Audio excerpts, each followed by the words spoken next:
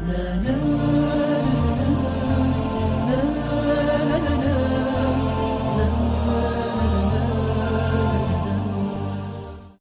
بالله من الشيطان الرجيم. بسم الله الرحمن الرحيم. الحمد لله رب العالمين. رب اشرح لي صدري ويسر لي أمري واحلل عقدة من لساني يفقه قولي. ربي زدني علما ربي زدني علما ربي زدني علما. Let me say something that might surprise you. The strongest women are not necessarily the loudest. They're not always the ones giving advice. They're often the ones who hold space, who stays steady when everything around them is shaking. And no woman embodied this better than Khadijah bint Khuwaylid radiallahu ta'ala anha. So in episode 1, we saw how she believed first. Today in episode 2, we look at how she loved, how she supported, and how her emotional intelligence literally preserved the heart of our beloved Prophet Muhammad sallallahu alaihi wasallam. And sister, this episode might gently even challenge how we show up in our own homes. Khadijah radiallahu ta'ala anha was not just a wife. She was a partner in his mission. For 25 years of marriage, the Prophet sallallahu alaihi wasallam never married anyone else. And after her death, he never stopped mentioning her. Aisha radiallahu ta'ala anha once said she felt jealous of Bibi Khadijah, not because she met her, but because our beloved Prophet Muhammad sallallahu alaihi wasallam spoke of her so often. Why? Because Khadijah gave him something rare. She gave him emotional safety, absolute loyalty, unquestioning trust. Khadijah radiallahu ta'ala anha didn't compete for attention. She became irreplaceable through character. Let's pause here.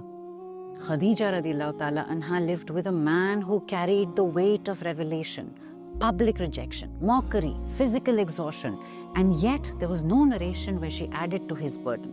She didn't say, "You're never home. Why is everyone against us? Why can't you just live a normal life?" Instead, she asked, "How can I support you?" She understood something many of us miss, dear sisters. Support is not silence. Support is intentional presence. My dear sister, how often do we react before we reflect? How often do we speak from hurt instead of hikmah? Let's be honest. Many Muslim women today are emotionally overwhelmed, carrying invisible resentment, juggling faith, family, and work expectations, wanting peace, but living in pressure. We want barakah in our homes, but we haven't been taught how to regulate our emotions Islamically. Khadijah radiallahu ta'ala anha didn't suppress emotions. She channeled them wisely. And here I want to talk about the boycott, where her strength shines most.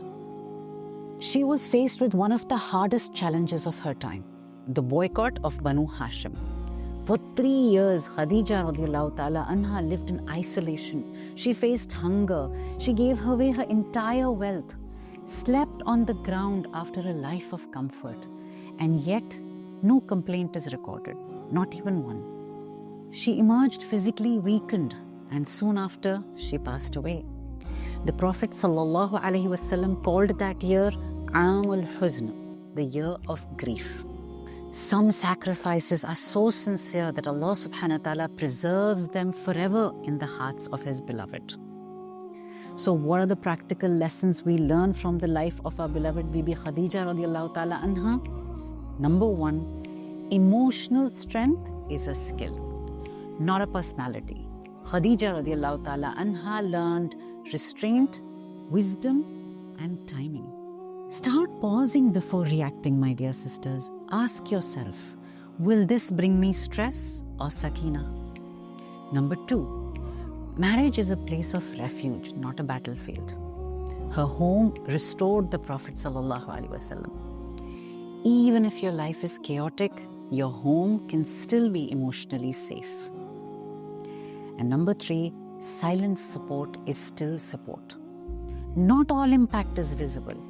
Your patience, your du'as, your consistency, Allah subhanahu wa ta'ala sees it all. When a woman masters her inner world, her outer relationships transform naturally. Now imagine Muslim women today being taught on how to emotionally self-regulate, how to communicate without guilt or aggression, how to support others without losing themselves, how to lead from inner alignment and not burnout. That kind of clarity doesn't come from motivation alone. It comes from guided transformation step by step. So Khadijah radiallahu ta'ala anha never lived to see Islam spread across Arabia. But every adhan, every prayer, every Muslim home today carries a trace of her sacrifice.